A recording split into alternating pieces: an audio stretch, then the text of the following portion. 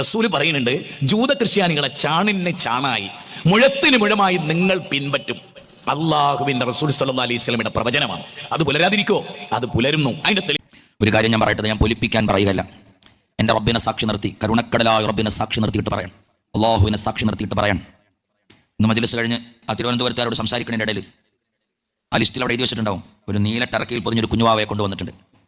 ആ കുഞ്ഞുവാവൻ എടുത്ത വല്യമ്മ പറയണം, സതേ വർഷങ്ങളായി കല്യാണം കഴിഞ്ഞിട്ട് മക്കളുണ്ടായിരുന്നില്ല. കഴിഞ്ഞ വാർഷികത്തിൽ ഞങ്ങൾ ഇവിടെ നിന്ന് ദ്വാരുന്നു, പൊട്ടിക്കരഞ്ഞുകൊണ്ട് ഞാൻ ദ്വാരുന്നു, പക്ഷേ എൻ്റെ മകൾക്ക് കുഞ്ഞിനെ കൊടുക്കണേ അറബൻ. സതേ ആ കുഞ്ഞിനെയുമായിട്ടാണ് ഞാൻ വന്നത്. സന്തോഷത്തിൽ ആ സഹോദരി. നിങ്ങൾ വിചാരിക്കുന്നത് ഒരു പൊലി അല്ല, അതിനാണ് തുടക്കത്തിലേ പറഞ്ഞത് വല്ലാഹി എന്ന് പറയാൻ അള്ളാഹു സാക്ഷി, അള്ളാഹു സാക്ഷി.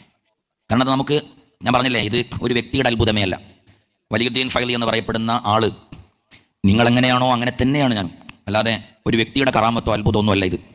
ഈ പരിശുദ്ധമായ പള്ളിയും ഈ മഹനീയമായ സംരംഭങ്ങളൊക്കെ കരുണക്കടലായ റബ്ബ് മഹാന്മാരുടെ ഒരു പ്രത്യേകമായ ഫളലുണ്ട്. നിങ്ങൾ ആരെങ്കിലും നബി സല്ലല്ലാഹു അലൈഹി വസല്ലമയുടെ ഏതെങ്കിലും ഒരു സദസ്സിൽ ഒരു കുട്ടിനെ എടുത്തിട്ട് ആരെങ്കിലും വന്നിട്ട് പറഞ്ഞിട്ടുണ്ടോ, നബിയെ കഴിഞ്ഞ വർഷം ഞാൻ അവിടെ വന്നപ്പോൾ എനിക്ക് കുട്ടിയില്ല, അപ്പോൾ അവിടെ വന്നിട്ട് ഈ മജ്‌ലിസിൽ പങ്കെടുത്തൊരു കുട്ടി? അങ്ങനത്തെ ഒന്നും ഒരു ശ്രദ്ധ ഇസ്ലാമിക ലോകം വെച്ചിട്ടില്ല. ഇത് നിങ്ങൾ ക്രിസ്ത്യാനികളിൽ നിന്ന് കോപ്പി അടിച്ച സംഭവമാണ്. ഈ രോഗ ശുശ്രൂഷ, ശാന്തി ചികിത്സ, ഈ കരിസ്മാറ്റിക് അതുപോലുള്ള ഈ അത്ഭുതങ്ങൾ, ഇതെല്ലാം ശരിക്കും നിങ്ങൾ ക്രിസ്ത്യാനികളിൽ നിന്ന് കടമെടുത്തതാണ്. ഈ കടെടുക്കലാണ്. അതുകൊണ്ടാണ് റസൂൽ പറഞ്ഞത്, നിങ്ങളവരെ ചാണിന് ചാണായി മുഴത്തിന് മുഴമായി നിങ്ങൾ അവരെ പിൻപറ്റെന്ന് പറയുന്നത് അതുകൊണ്ടാണ്.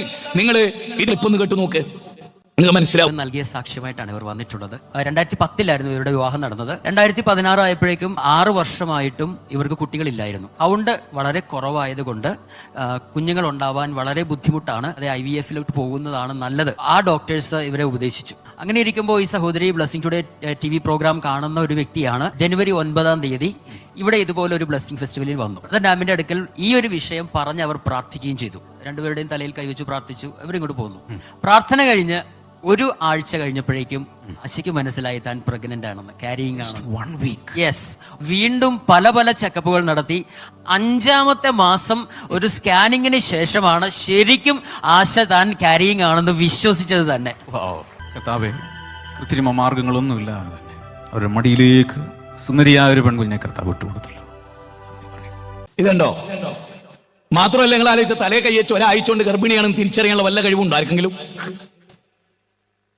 ബീജവും മണ്ഡവും കൂടി ചേർന്ന് ഇത്ര ദിവസത്തിനുള്ളിലല്ലാതെ ഏതെങ്കിലും ഒരു ടെക്നോളജി ഉപയോഗിച്ച് ഈ കള്ളത്തരം പറയാ. ഈ പള്ളിയിലച്ചന്മാരുടെ ഈ പ്രചരണത്തിൽ നിന്ന് കോപ്പി അടിച്ചതാ നിങ്ങള്. അപ്പൊ അവിടെ എന്തുണ്ട്? ഇതേ സംഭവം ഉണ്ട്. അപ്പൊ പിന്നെ അങ്ങോട്ടും പോകാന്നാണോ നിങ്ങൾ പറയുന്നത്?